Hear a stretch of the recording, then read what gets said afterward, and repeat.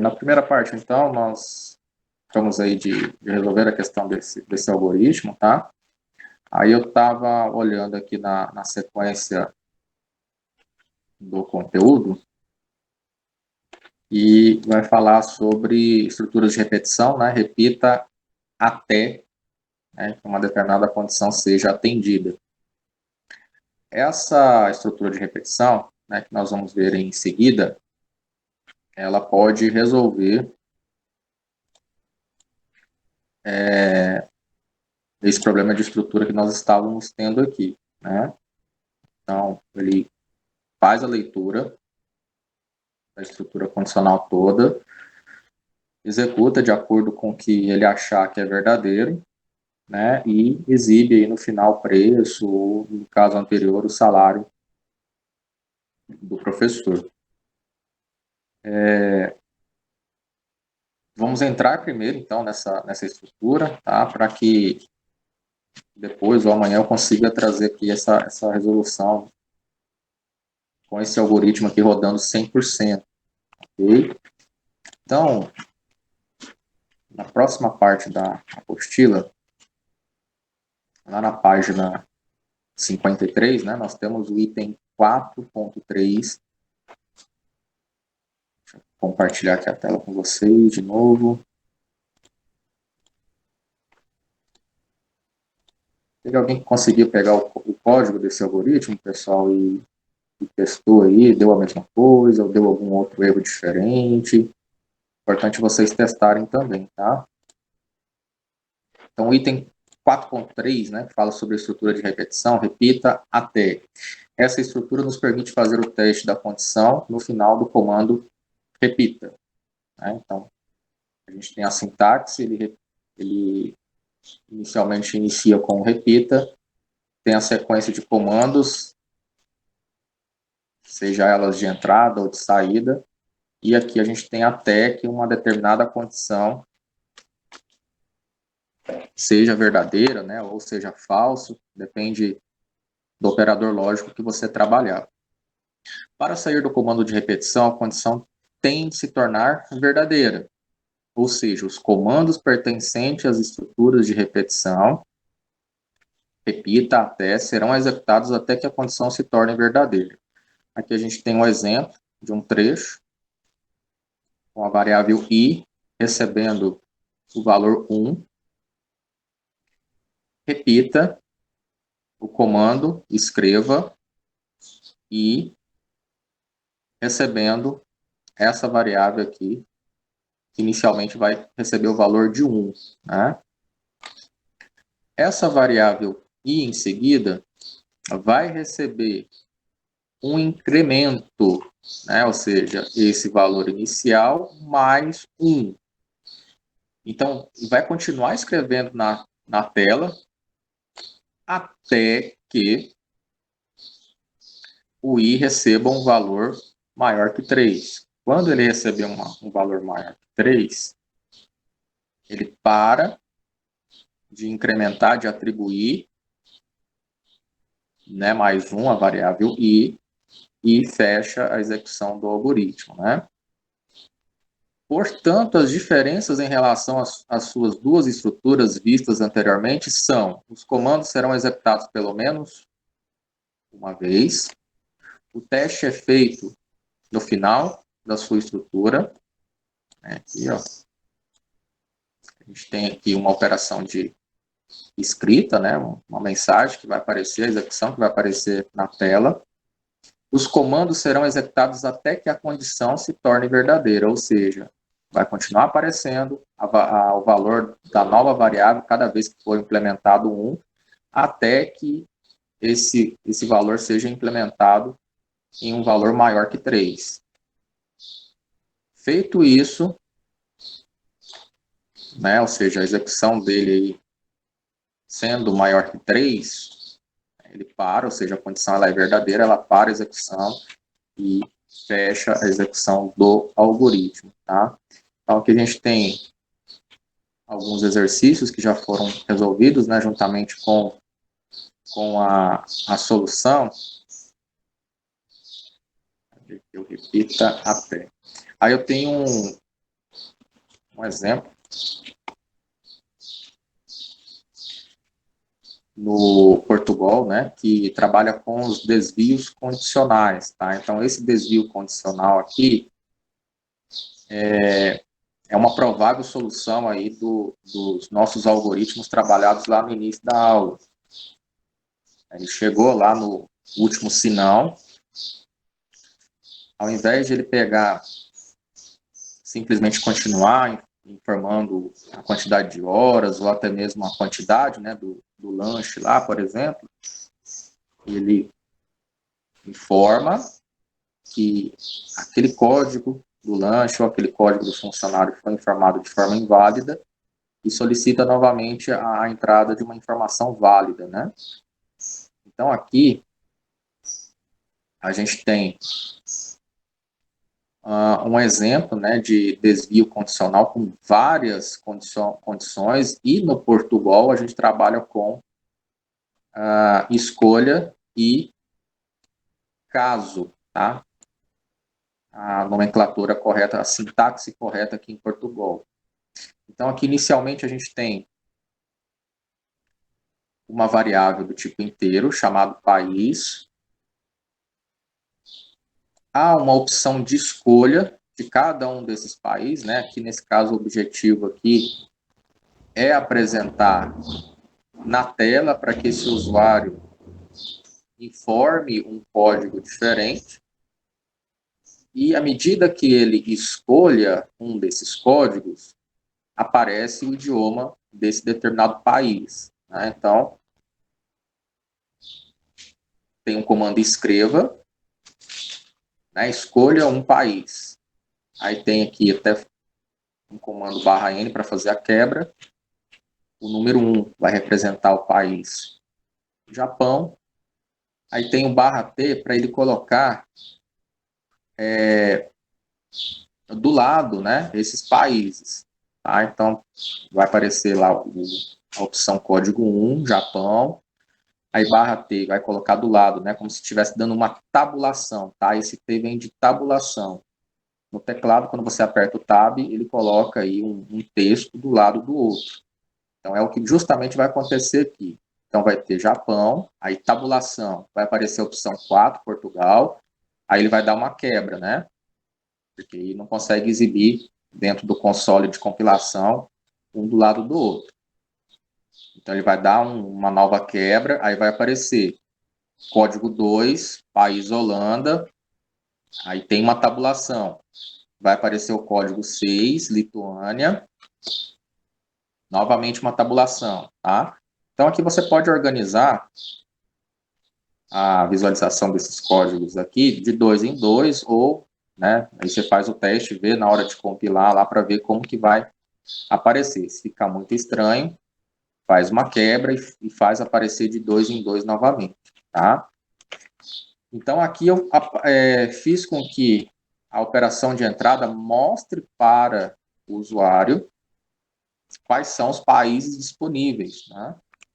Para que aqui no final ele possa, com o código que ele digitar, verificar qual que é o idioma daquele país. Então, aqui no final, inclusive, eu tenho um caso contrário, né? Então, é como se fosse o se não. Se o usuário colocar o código 1, vai aparecer tal coisa, ou fazer tal operação, e etc. Se for um desses casos aqui, note que tem um pare para que ele escreva e finalize a execução desse algoritmo, né? Então, caso ele não se encontre em nenhuma dessas 8 condições pré-estabelecidas, ele vai escrever na tela para que o usuário escolha um país válido. Aí ele entra novamente nesse loop, tá? Então, muito provável, né? A gente vai adaptar aquele algoritmo lá para que ele possa estar dentro desse desvio condicional, né? O que é o desvio condicional? eu tenho essas condições pré-estabelecidas e tenho esse desvio, né? Essa condição que não faz parte da minha estrutura, né? Ou seja, o usuário, ele é muito provável forçado a digitar um código ou, de repente, ele digita o código errado mesmo, tá? Ele comete um erro de digitação na hora de entrar com uma informação. Então, a gente chama de desvio condicional, né? Ou seja, algo que não foi programado aqui, acontece e eu preciso estabelecer uma programação para corrigir esse erro. Então, eu venho para cá novamente. Caso contrário, escolho um país válido, né? E aí ele volta a executar todo o processo novamente, tá? Então, assim, vamos adaptar aqueles dois algoritmos aqui, tá? Nas próximas aulas e fazer com que aqueles dois algoritmos sejam 100% funcionais, ok? Por enquanto, a gente vai entender esse desvio condicional aqui. Então, na hora de executar esse código aqui, ó, lá, perceba, né, que aqui embaixo até tem uma... Aqui, eu escolho um país, igual eu comentei, né, Japão e Portugal estão tabulados lado a lado. Aí tem uma quebra, né, aí vem para a Holanda, Lituânia e Armênia. Aliás, é 8, isso. É 8 aqui, a gente não... Sair da execução.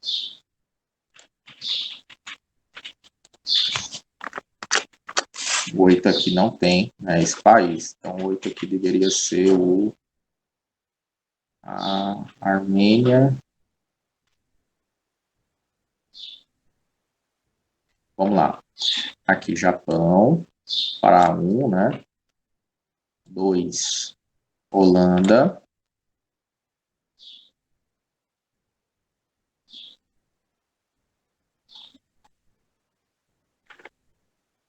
Aqui o 3. O 3 nós vamos colocar aí como... Colocar aqui na sequência, né? 1, 2. Depois para a Holanda. Colocar...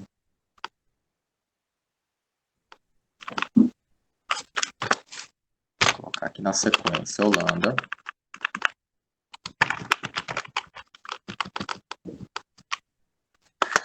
Três para Portugal. E 4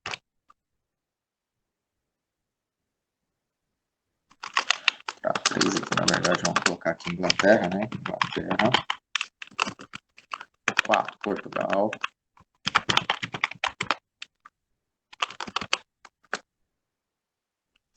5,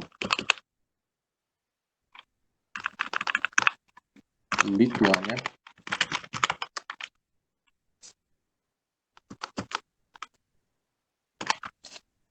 Vou colocar aqui a opção 6.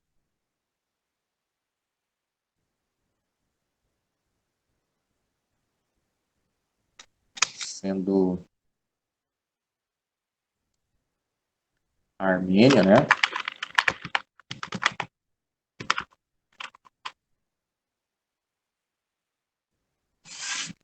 A gente colocou de 2 em 2, então vamos lá.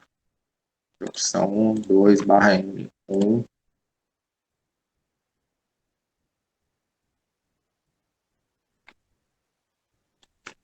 colocar aqui barra N. 1.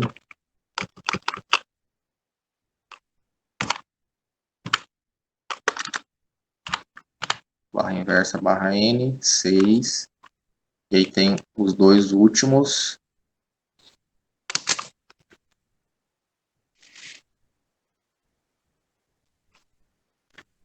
7 que está repetido.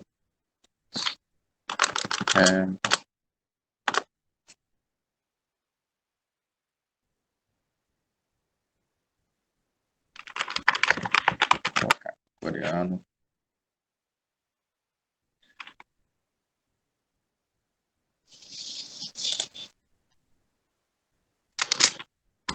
Vou colocar aqui a opção 7,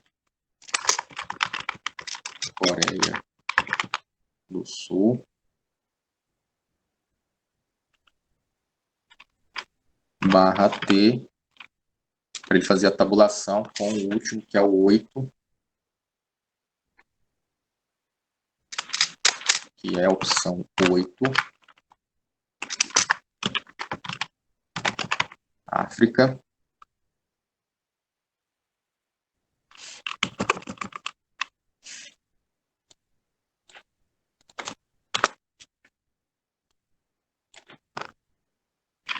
Sete coreano, ok. Vamos lá, vamos compilar de novo. Aqui já aparecem os países, né? Então, opção 1 para Japão, 2 Holanda, 3 Inglaterra, 4 Portugal, 5 Lituânia, 6 Armênia, 7 Coreia do Sul, 8 África. Então, a pessoa digita. Deixa eu até colocar aqui, né? 2 pontos aqui no final.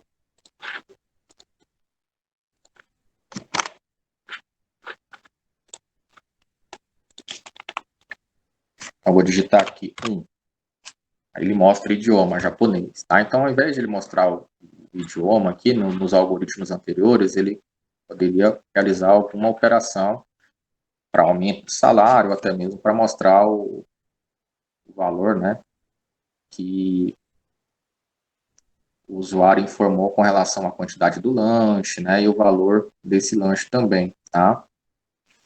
Então, aqui, pessoal, é só para que vocês comecem a entender, né, a questão do desvio condicional. Tudo que for fora dessas condições pré-estabelecidas aqui, né, que no Portugal a gente trabalha o desvio condicional com a sintaxe caso, né, caso e caso contrário, né, a gente tem uma situação muito parecida com o se e o se não, né? Então, juntamente com a sintaxe caso, né, eu pré-estabeleci aqui, caso o usuário digite 1, vai aparecer o idioma daquele determinado país. Caso contrário, né, ou seja, aconteça um desvio condicional, vai aparecer a mensagem, escolha um país válido. Né? Então, se eu digitar aqui 9, vai aparecer a mensagem para essa pessoa, informando para que ela digite um país válido. Né? E aí o programa é finalizado automaticamente, e aí precisa ser compilado para que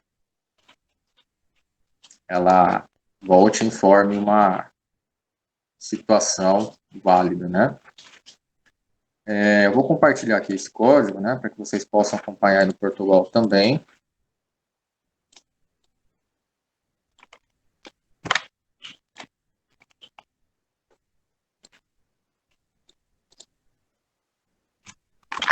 Então, aqui, desvio condicional.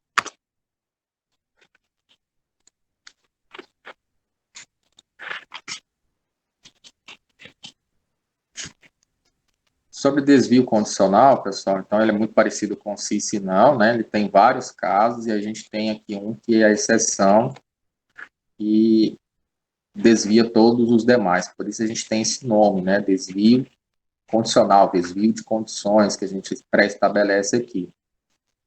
E aí, junto com esse conceito, né, vocês viram que aqui a gente colocou os códigos para que a pessoa possa selecionar na tela uma opção válida e acontecer alguma situação mediante a escolha daquela opção.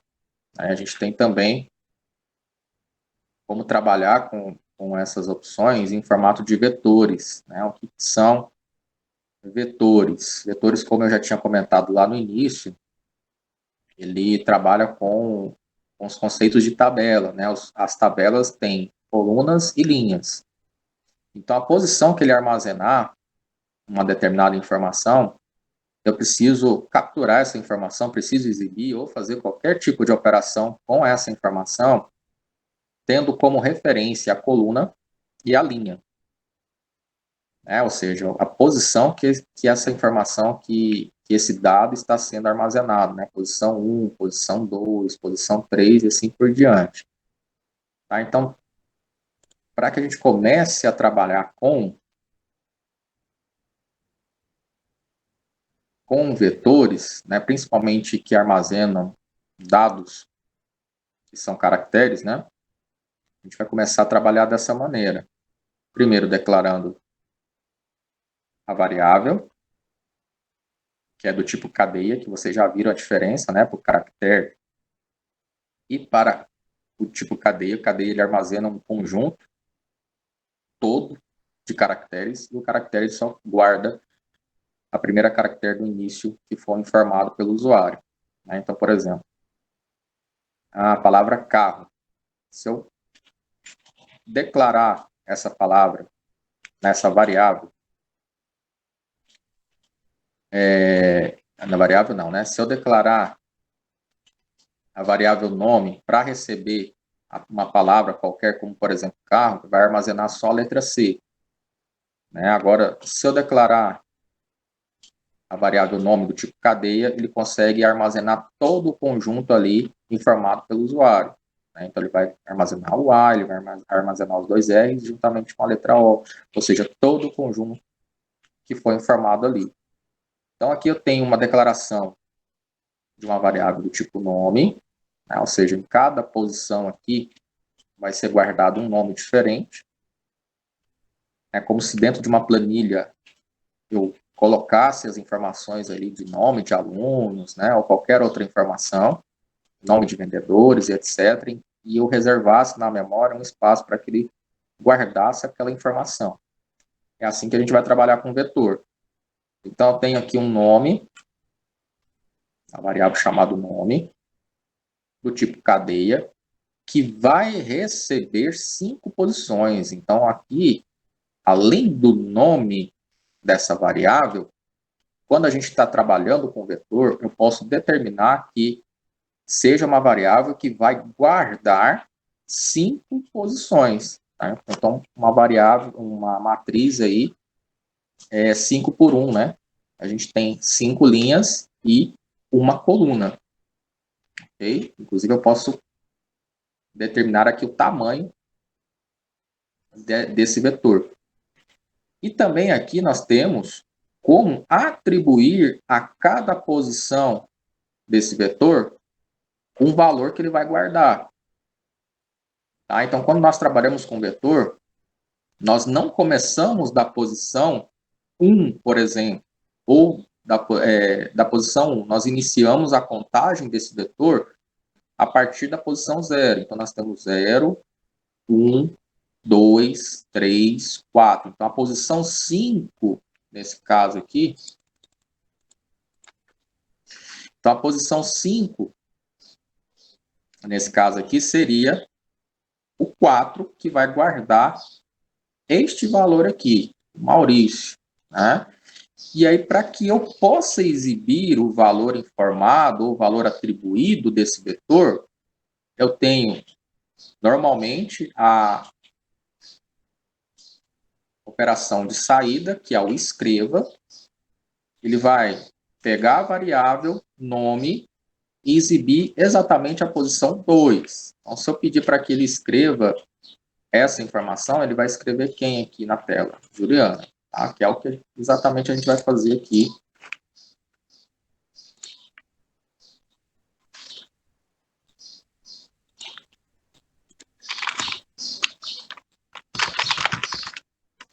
Tipo cadeia para uma variável chamada nome. Aí eu abro colchetes, né? E coloco o tamanho desse vetor. Aqui embaixo eu tenho a atribuição de valores de cada posição desse vetor. Né? Então, a variável nome na posição 0 vai receber o valor Marcelo. Vou reaproveitar esse código, né?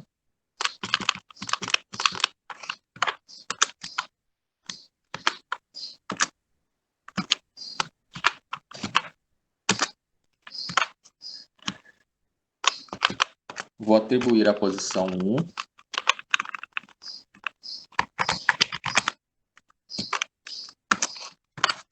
Posição 3, aliás, 2, né? 0, 1, 2.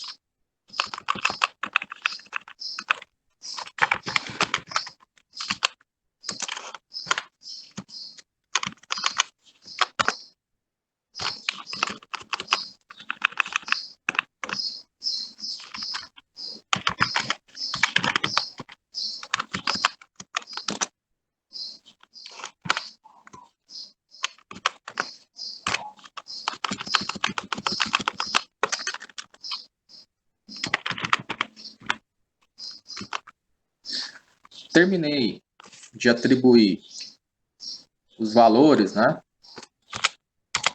de cada posição desse vetor. Eu posso pedir para exibir e ele percorra cada posição e traga o valor exato daquele vetor. Né? Então escreva nome, abre colchetes, e aí eu indico aqui qual que é a posição que ele vai trazer.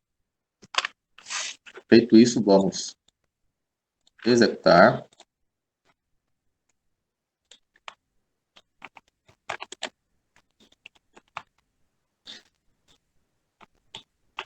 Detalhe, né? Eu não pedi, não teve operação de entrada nenhuma, solicitando para que ele digite nada, né? Nenhuma informação, tá? Por enquanto a gente está aprendendo aqui como e o que é vetor, né? Então, aqui no final da execução, eu programei para que ele traga a posição 2 desse vetor, que é exatamente esse nome aqui, Juliana, né? Então, se eu trazer aqui nesse código para ele exibir a posição 4, ele vai percorrer todo o vetor, né? Então, ele percorreu todo o vetor aí, trouxe a informação, né, de que o valor registrado naquele vetor é Maurício, ok? Então, aqui, como declarar a variável que vai trabalhar com o vetor. Primeiro eu preciso declarar o tipo e em seguida eu preciso declarar o tamanho desse vetor. Aqui eu trabalho com atribuição de valores. Eu estou já atribuindo logo de cara os valores que vão ficar armazenados em cada posição desse vetor. Tá? Então, como se eu tivesse aqui dentro de uma planilha,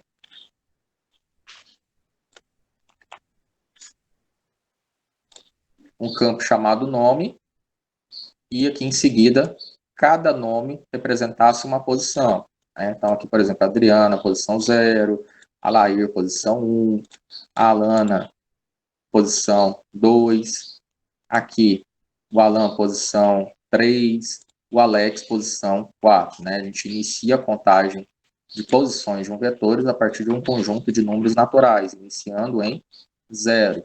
Né? Então, não é posição 1, posição 0, 0, 1, 2, 3, 4. Levando em conta que esse vetor tem um tamanho 5, né? Então, se eu tivesse aqui continuação, nome, posição 5, esse vetor mudaria de tamanho, né? Mudaria para um tamanho 6, e assim por diante, tá? Conforme for acrescentando esses valores, né? Esses dados que precisam ser armazenados, eu preciso aumentar o tamanho do meu vetor, ok? Vamos lá, vamos continuar.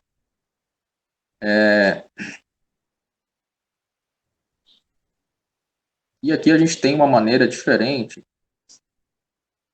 de trabalhar com a questão de você atribuir valores a esse vetor. Okay? Então, aqui eu tenho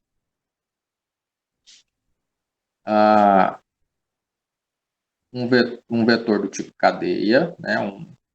Uma variável do tipo cadeia, uma variável que se chama cat, né? Para exibir categorias, ou aqui nesse caso aqui ele está exibindo nomes da tabela química, né? Nome de componentes químicos, né? E aí ele colocou uma atribuição para essa variável, na qual entre chaves ele vai estipular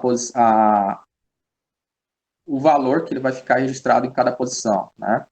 Então, aqui eu não informei o tamanho, porém, ao atribuir esses valores, automaticamente aqui ele vai identificar, né, o tamanho desse vetor. Então, conforme a quantidade de valores que eu vou acrescentando aqui entre chaves, ele vai alocando um tamanho diferente. Então, aqui a gente tem o NI, posição 0, PT, posição 1, PD, posição 2 e RH, posição 3. Então, aqui a gente tem um vetor com 4 entradas diferentes, ou seja, o tamanho desse vetor é 4. E aqui o comando escreva, que para quando eu colocar aqui o valor 1 informado, por exemplo, né, ele informe o código aí da posição 2, né? Posição 1, que é, nesse caso aqui, o 0, né? Eu teria que informar o 0 aqui, ele informaria NI. Tá? Então, olha só a diferença de você ter que vir aqui, informar o tamanho desse vetor, né? E aí depois atribuir um valor a cada uma dessas posições. Aqui a gente não precisa, nesse segundo momento, na segunda forma de você trabalhar com atribuição e declaração desse vetor, né? Aqui está de uma forma bem simplificada. Então, são formas que a gente vai aprendendo ao decorrer de trabalhar, né, com exemplos, etc. Uma forma de como você economizar suas linhas de código, né, e transformar o seu programa muito mais simples, tá? A gente só precisa tomar cuidado com a simplicidade, né, de realmente tornar esse algoritmo, tornar essa instrução 100% funcional, né, ou dentro de uma funcionalidade regular que não vá desviar muito dos seus objetivos. Então, aqui, eu vou até compartilhar esse código com vocês.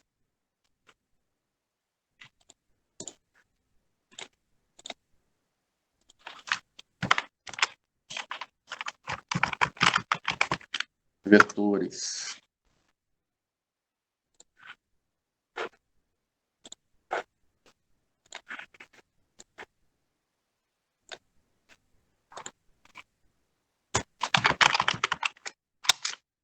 O tipo desse vetor, o nome desse vetor. Abro e fecho colchete sem colocar o tamanho. O tamanho vai ser implementado de acordo com os valores que eu colocar aqui entre chaves, tá? Então, aqui, NI.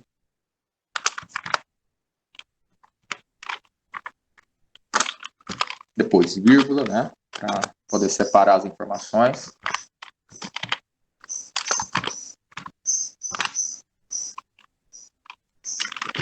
Vírgula. Aspas duplas novamente. Próximo componente químico. Vírgula.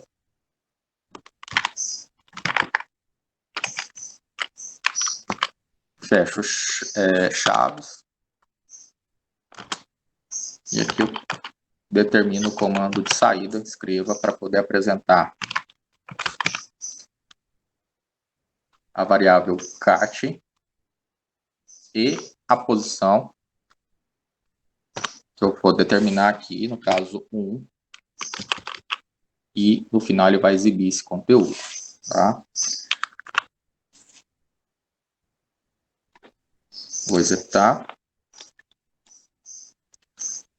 Então ele executou aqui, mostrou o conteúdo desse vetor, que é a componente químico IPT, ok?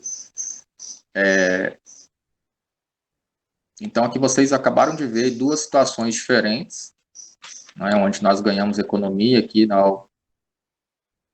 economia e uma execução mais rápida, né, desse algoritmo, onde nós fizemos a mesma coisa, só que de duas maneiras diferentes. Na primeira, nós tivemos que declarar o tamanho desse vetor e atribuir os valores que eles vão receber, né? E aqui apenas declarando que essa variável cat, entre chaves, entre colchetes, na verdade, né, vai receber um tamanho de acordo com os valores que eu for inserindo aqui entre chaves. Tá? Então, de acordo aqui com o que eu for inserindo, ele vai mostrar, né, se eu exibir aqui a posição 1, ele vai mostrar esse valor armazenado aqui, né? E aí ele fecha a execução, né? Programa finalizado. Então, quanto mais valores aqui eu for adicionando, né?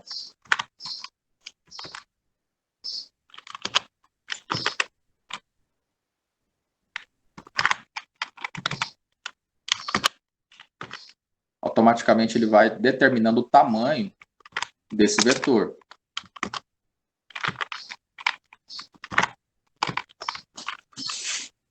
Então aqui, ó, perceba que eu tenho aqui a posição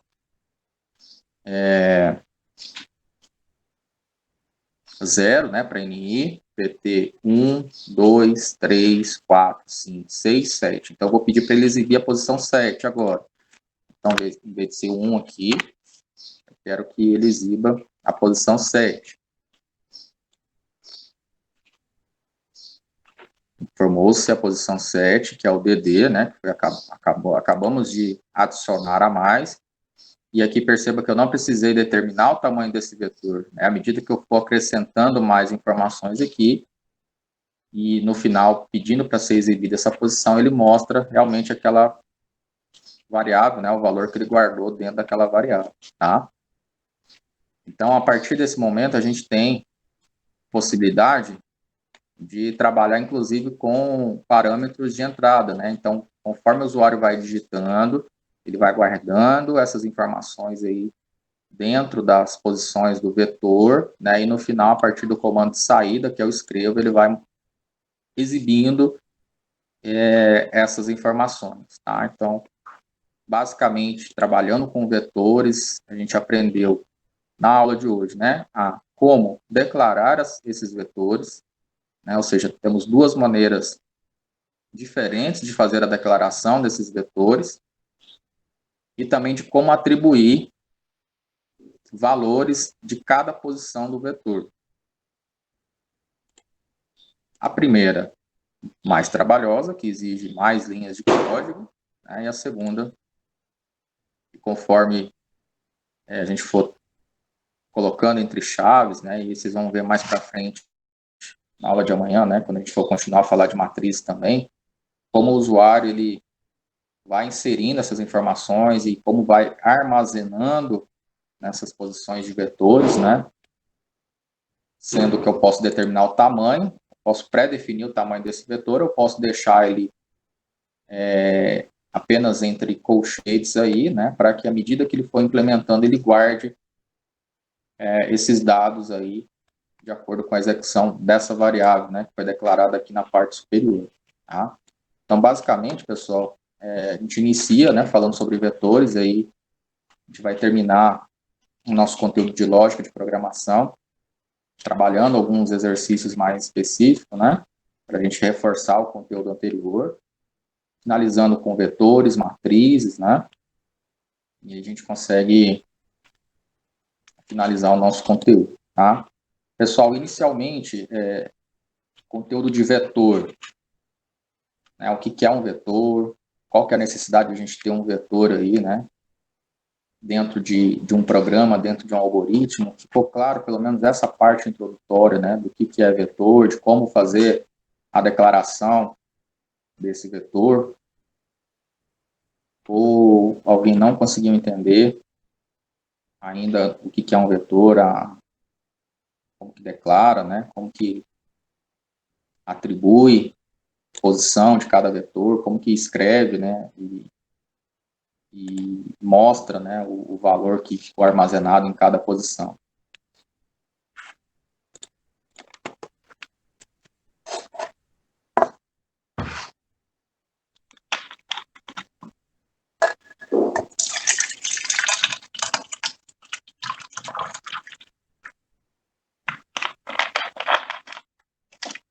Alair, Alana.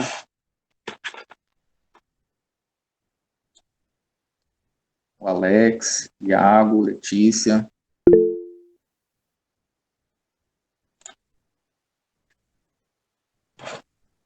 Beleza, a gente só vai aumentando a complexidade, né? Vocês viram que era só executar aqueles dois algoritmos lá, né? Mas a gente aumentou um pouquinho o grau de complexidade dele, fazendo com que a gente colocasse o algoritmo 100% funcional mesmo, né? Mais perto aí do funcional. E aí, com esses recursos de desvio condicional, igual nós vimos aqui nos exercícios anteriores, e aqui, né? Utilizando no Portugal o caso e o caso contrário, né? É muito parecido com o se e o se não, mas a gente tem um desvio de condição, né? Aí a gente consegue resolver aquele probleminha do algoritmo, tá? Então eu vou adaptar aqueles dois algoritmos a essa situação de desvio condicional para que eu possa trazer a solução para vocês, tá? Deixa eu ver aqui a pergunta.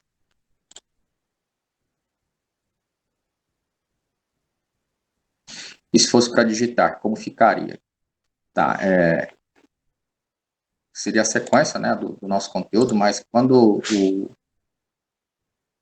o vetor precisa receber essa informação, a gente precisa dos comandos de entrada, né? Ou seja, solicitar que o usuário digite alguma informação. Tá? Então, a gente vai ter um comando, por exemplo, esse entre chaves aqui, né, vai ficar o escreva, né, um comando de escreva, digite, como se a pessoa estivesse fazendo um cadastro, né? Um cadastro, por exemplo, tem nome, CPF e etc. Tá? E cada uma dessas informações que forem sendo solicitadas, né, no final preciso ter uma condicional ali, uma estrutura condicional para que ele armazene, por exemplo, né?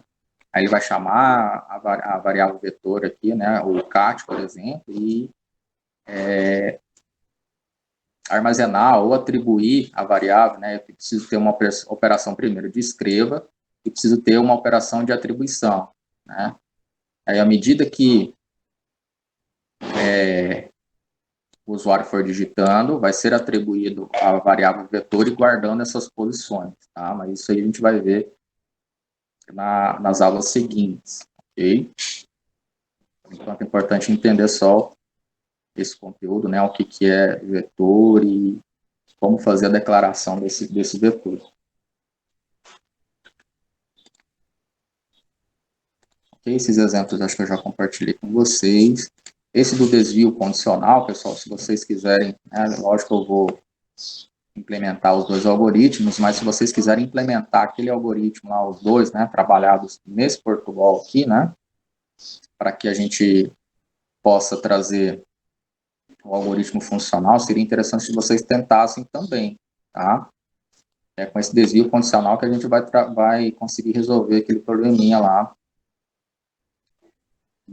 desses dois algoritmos aí que não, após uma determinada condição, ele continua rodando mesmo assim, né? Ok? Pessoal, alguma pergunta a ser feita acerca do conteúdo que nós vimos? Ou alguém tentou rodar no Visual G de acordo com o que estava lá no arquivo, né? Provavelmente deve ter copiado e colado lá e deve ter acontecido vários erros, né? Nós vimos aí que para corrigi-los tem que alterar algumas informações. Então, reveja, né, o conteúdo aí novamente, caso tenha dúvida. E mesmo tendo algum erro na hora da prática, pode me chamar, pessoal, não tem problema. Manda o print da tela, né, na hora que está desenvolvendo, o erro que está aparecendo. Com certeza eu respondo a vocês, né, a gente tenta solucionar na hora, tá?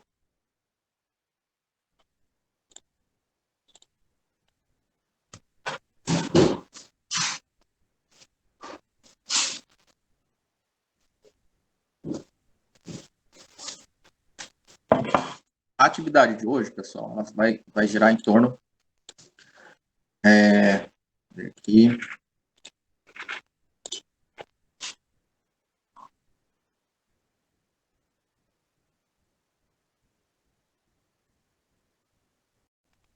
ela vai girar em torno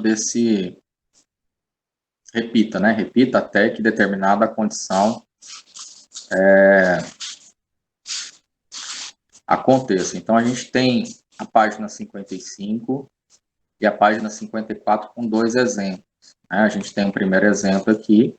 Eu quero que vocês adaptem esse código, né? Esse código aqui, ele está em Portugal, né? Mas em uma linguagem mais voltada para algoritmos, né? Do que a sintaxe em si. Portugal tem uma sintaxe bem diferente do que simplesmente a gente narrasse ou descrevesse o código em algoritmo, né?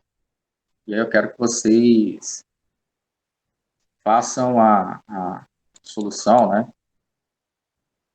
No Visual G, tá? Pode utilizar o Visual G, pode utilizar o Portugal também, ok? E na aula de amanhã a gente traz estas soluções foram propostas aí ontem, hoje, para o Portugal também, tá? Que vocês podem ver a diferença de um programa para o outro também, né?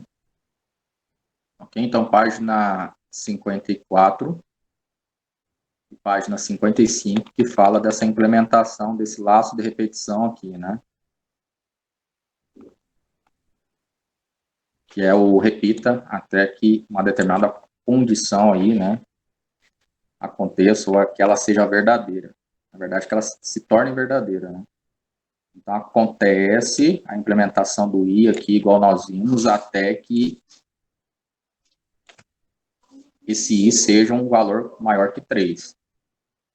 Foi maior que 3, né?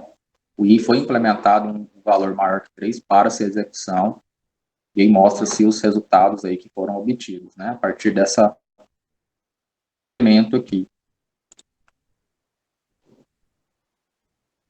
Dúvidas quanto à atividade, tentem fazer, né? Então, eu vou deixar a sugestão aí de complemento, que é um canal muito interessante voltado para o Portugal Studio, né? E aí vocês deem uma olhada no material, ele está organizado basicamente no que a gente está estudando, né? Então, a gente começou a falar sobre operadores, né? Começou a falar sobre a estrutura de dados, operadores relacionais, operadores aritméticos, operadores lógicos, né? Agora nós estamos vendo a estrutura de laços de repetição, estamos vendo os vetores, então ele está bem organizado por capítulos também, tá? Que eu vou deixar como recomendação para que vocês possam assistir, né? Tem um conteúdo didático, né? Um professor muito bom que fala sobre esse conteúdo, é importante vocês terem outra visão também, né? Uma outra metodologia para que vocês possam complementar e realmente fixar o conteúdo. Tudo isso eu vou deixar no Google Class daqui a pouco, tá? Tanto essa atividade aqui da página 54, como a página 50, isso mesmo, página 54 e a página 55, ok? E vocês vão treinar essa parte da estrutura de repetição, repita, até que uma determinada situação aconteça, ok? Os links vou deixar lá também, aula gravada, aí as orientações aí da onde vocês encontram cada material, cada atividade também, vou deixar lá no grupo, né, para que vocês possam acessar o Google Class, ok? Do mais, pessoal, alguma dúvida ou, de repente, alguma sugestão também, estou aberto aí para que vocês possam comentar alguma coisa, né? Importante ter esse feedback para que a gente possa melhorar essa interação. Programação, vocês viram que é isso, né, gente? A gente praticando os códigos, né? Então, é mais praticando os códigos com vocês, as aulas acontecem dessa maneira, né? Explicando o que acontece, vocês entendendo o que acontece em cada tema que a gente vai vendo, né?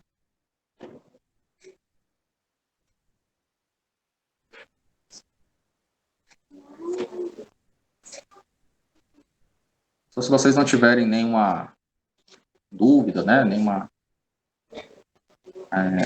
alguma coisa para ser falado, eu vou encerrando a aula de hoje, né? 11h12 agora, a gente prolongou um pouquinho mais hoje. E aí amanhã a gente continua falando sobre vetores, implementando com matrizes, né, e trabalhando situações aí de complementação de conteúdo, né. E aí qualquer dúvida que vocês forem tendo no desenvolvimento, é só me chamar lá no privado, tá, do WhatsApp lá, não tem problema nenhum, pode chamar, ok? Do mais, senhores, uma excelente quarta-feira para vocês, tá? E até a nossa aula de amanhã. Fiquem com Deus.